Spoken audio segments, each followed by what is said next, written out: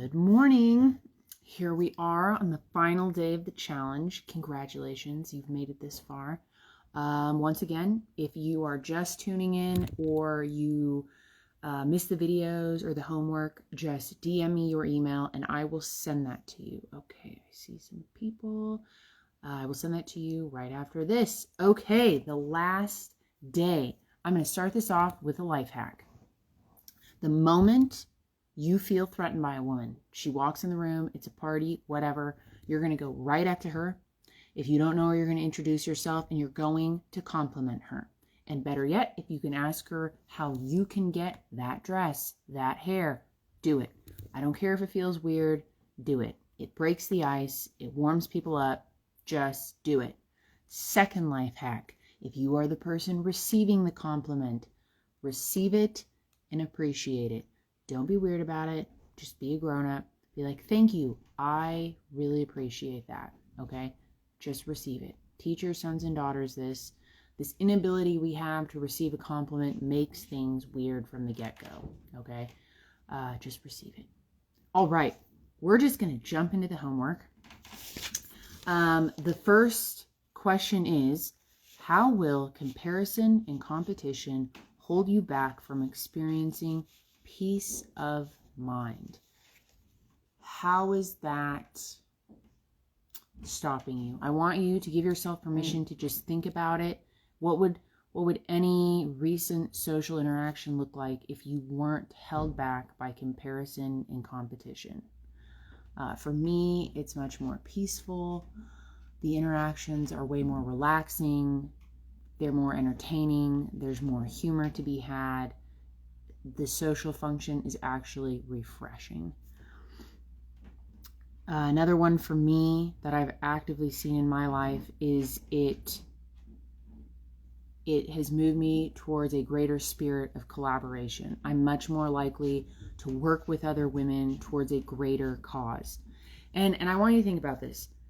Having a spirit of collaboration is to your life as a woman, socially, as a what is that appliance called?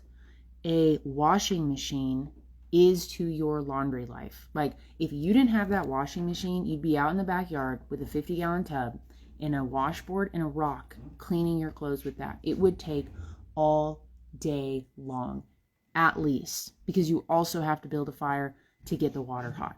Okay? Don't be like that. Just embrace the spirit of collaboration, work with other women, and it will be so much more fun, so much more rich, so much more fun. The other thing that I thought about while going through this homework again is this concept of sustained generosity. What is sustained generosity? So we are called to lives of generosity and sacrifice, right? But you're going to be able to give a lot more of yourself if you aren't white-knuckling it, right? If you're white-knuckling your way through not being jealous, you're just like, I'm not going to be jealous, I'm not going to be jealous, I'm not going to think about it. You're going to slip, okay? So find a way to give generously in your attitude towards other women. The next question, how would your life be different if you looked at other women as a source of wisdom, hope, and encouragement? How would you feel? Okay, really just the other side of the last question. Consider the verse, our battle is not against flesh and blood, but principalities and powers. The more people you have on your side, or who you build a mindset that they are on your side, it's not just you against them, the more you're going to be able to unite against the things that are always trying to divide us. Okay, you cannot effectively do it alone. Even if sometimes those people are still not on the same side, or they feel like they're not on the same side, if you personally build a mindset that allows you to see them as not the main problem, you're going to be in a much better position. Because if they ever do have a moment where they're like, you know what, you're right, I was wrong, I do want to be with you, I want to work with you, things are going to be a lot more smooth. Like, for example, you have a women's group. I've dealt with this. You have a women's group, and this mom can get a babysitter, or her husband can watch the kids during the meeting, and these ones can't. What do you do with that? You could, this is a balance. You could work together to have a babysitter who's just on site to help you all watch your kids. That's a great idea. It takes a lot of collaboration. It's definitely an extra step, but once you start doing that, it's a lot easier and everybody can show up. Another thing you might consider is having some sort of in-place thing that you just always do when the occasion arises for other women. For example, food trains when moms have babies. Some kind of small act of kindness you do in the event of a miscarriage. Some small token when a young woman gets married, when a new baby is baptized. Something like that. Birthdays, anniversaries. It's not weird to recognize those things, so it's a good, if this is all feeling awkward, it's a good place to start. Okay. Number 3, what are you currently doing to take action towards becoming confident in your value as a woman?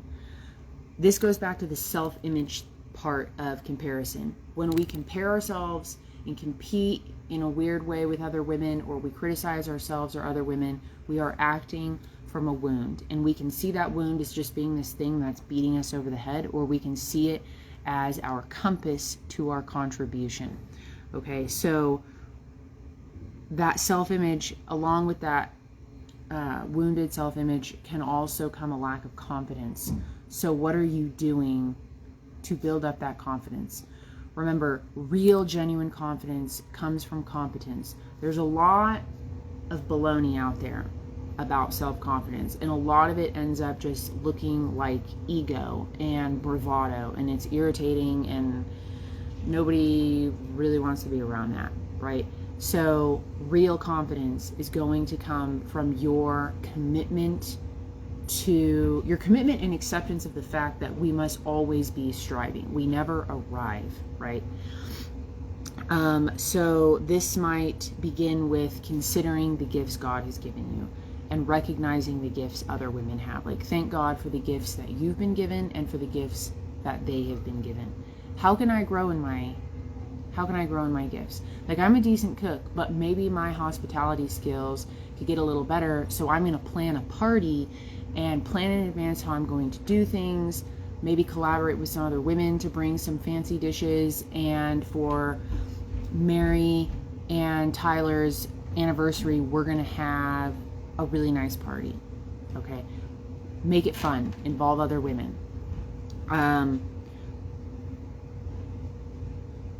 What can you do when it comes to your own skills, right? Working on a skill is going to build your confidence. Just taking action on building a skill is going to increase your confidence. Some ideas that would be immediately helpful in light of this challenge. Learn how to observe other women and what they're good at and what you might ask them about. Make it genuine. Like, pick something you're genuinely interested in. Another thing you might do is consider, this is going back to yesterday's homework, the wheel. In the development of yourself towards your new self-image, this new woman you want to become, what micro dream can you pick now? What can you work on that's going to take enough of your energy that you don't have time to compare yourself to other women? You're going to wake up excited. You look forward to working on this thing. Your language. Work on your language. This is going to be a huge confidence booster. I highly recommend that you consider doing this one first. So let's say you're like, well, I'm just not a morning person. I'm just not organized. Stop saying that. Just stop identifying yourself that way, and replace it with, I am working on going to bed earlier and getting up earlier.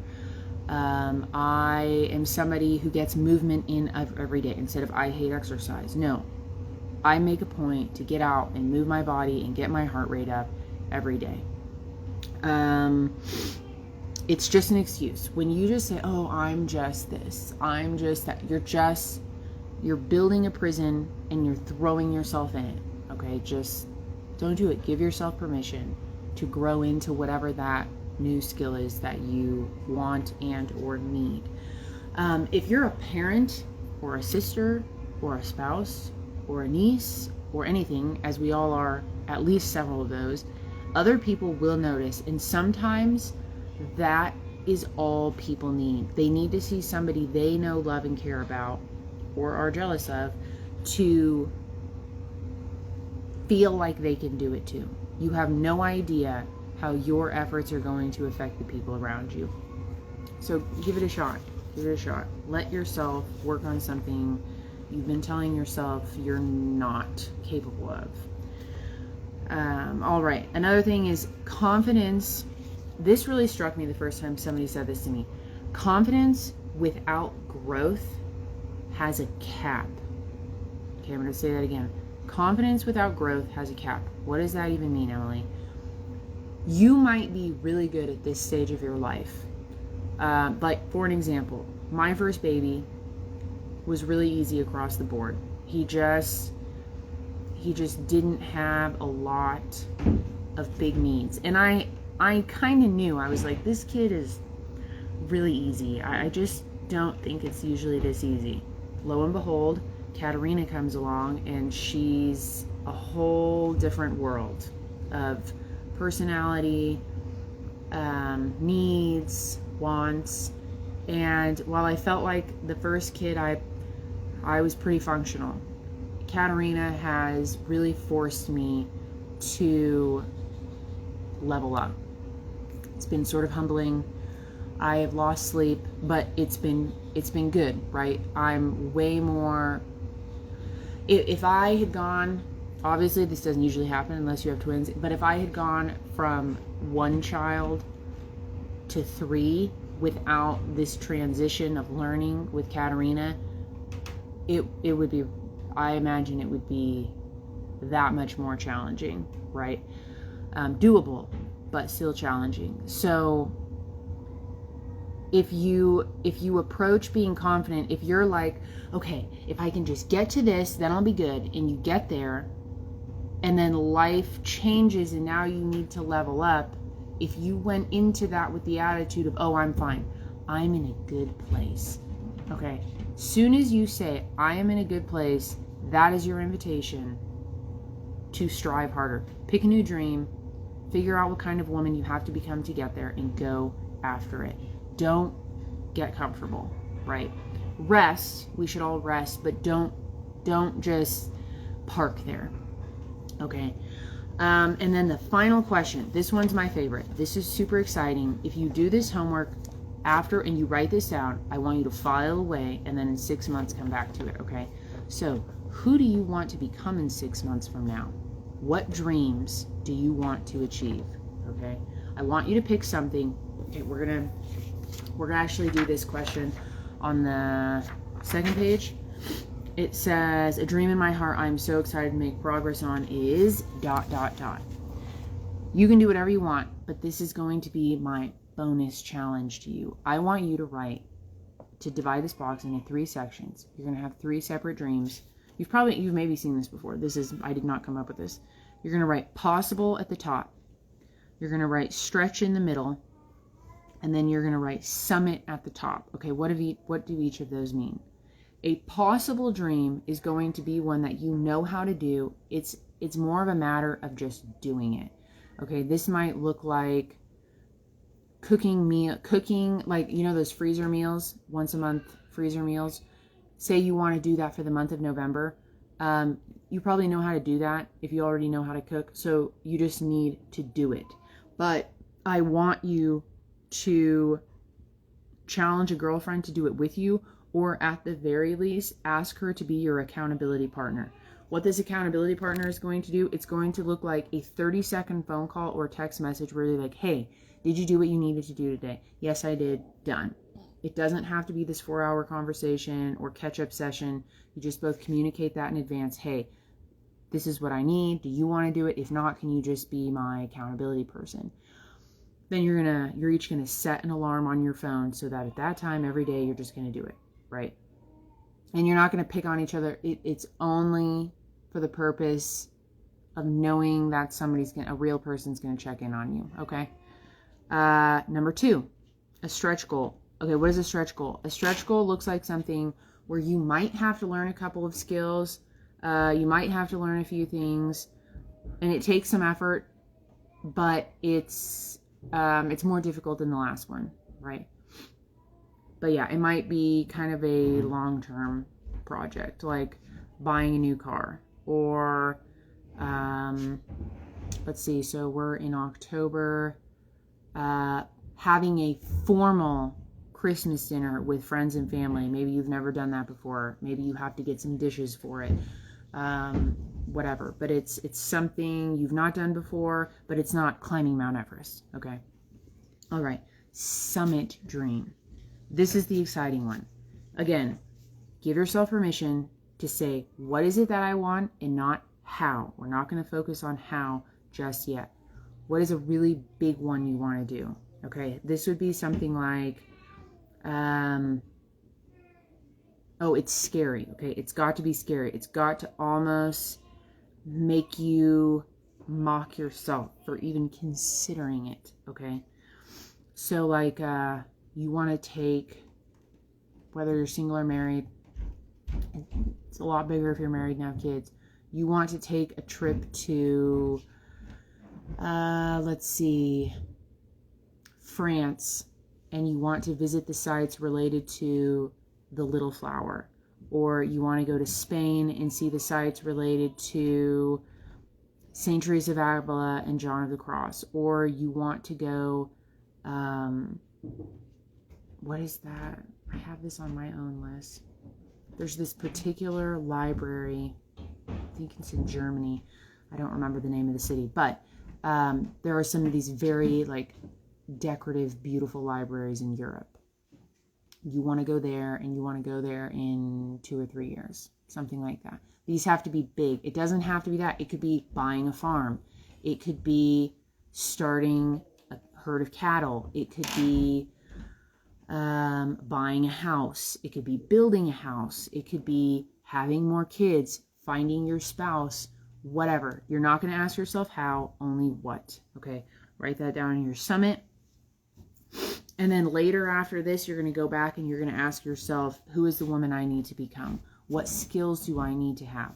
What mindset do I need to have? Then you're going to write 1 to 3 women you know, or who you are maybe like, it's a friend of a friend who has done that. And then you're going to find a way to sit down and talk to them and be like, how did you go about doing this? I really appreciate that you did it.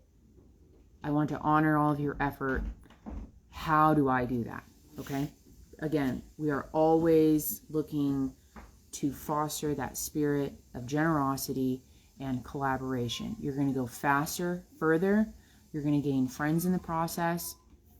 You're going to die to the old sides of yourself that are keeping you back from becoming the woman you were made to be. And you're going to have a lot of fun in the process.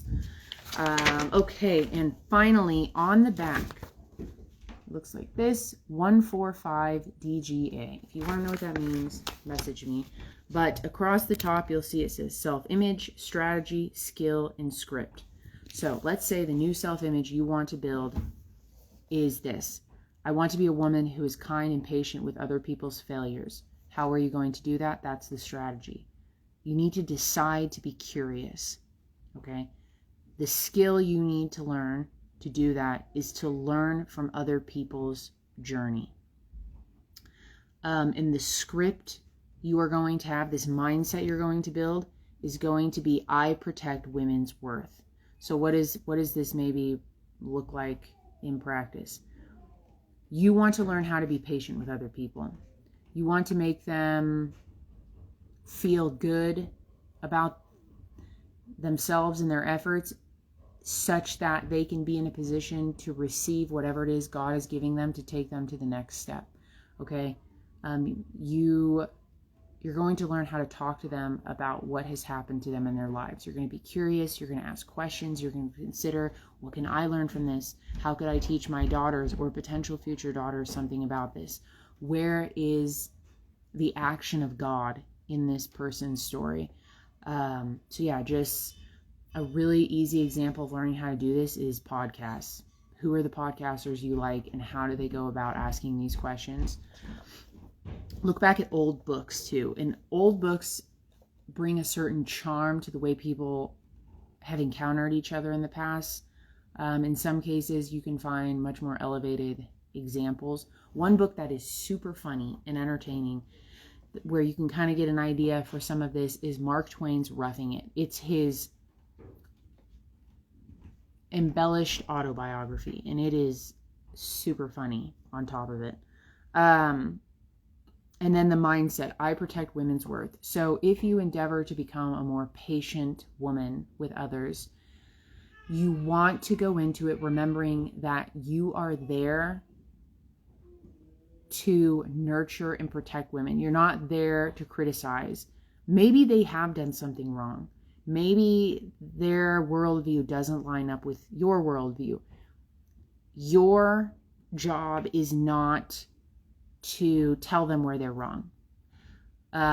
If they seem receptive, you might offer something, but even then, it must be in a very humble, open way. Okay? That's not really your job. People have a free will. You want to, just like God gives us options, you want to give people options in such a way that they can take it or leave it. And if they leave it and they are actually wrong, they will remember, and you never know what seeds you're planting for them in the future. Okay? All right. And then my final thing I have for you today, if you have something in this area you want to work on, whether it's comparison or some other, so comparison falls under self-image, but if there's something else in your arena that you want to get better and you don't really know how to go about it, maybe you're excited to, you feel a little bit disorganized, you are afraid you're going to stop, you're just going to work on it for a day and then you're going to stop, call me and we will do what I call a 30-minute dream session. This is free. I'm not going to charge you for anything. But when I went through this comparison challenge, I learned some skills for helping other women facilitate a life of wholeness that allows them to become the women they want to become. So like we talked about, when you collaborate with other women, you can get somewhere faster. So I have a way to offer you some accountability and show you how you can get to whatever that next big dream is. This is giving you a quick little idea of what that's going to look like. Like, we're going to go through each of these things with you towards whatever your big dream is. Say you want to get healthy and fit before your next pregnancy, or you just want to get your house organized, whatever. Call me. Tell me what it is you want to do, and we're going to come up with a plan. 30 minutes, one and done. Okay, well, that's it for the challenge. I will do this again maybe in a month or so. Maybe it would be a good thing to kick off the beginning of the year. We'll see. Let me know what you think. Message me about anything you may have questions about, and I will see you later.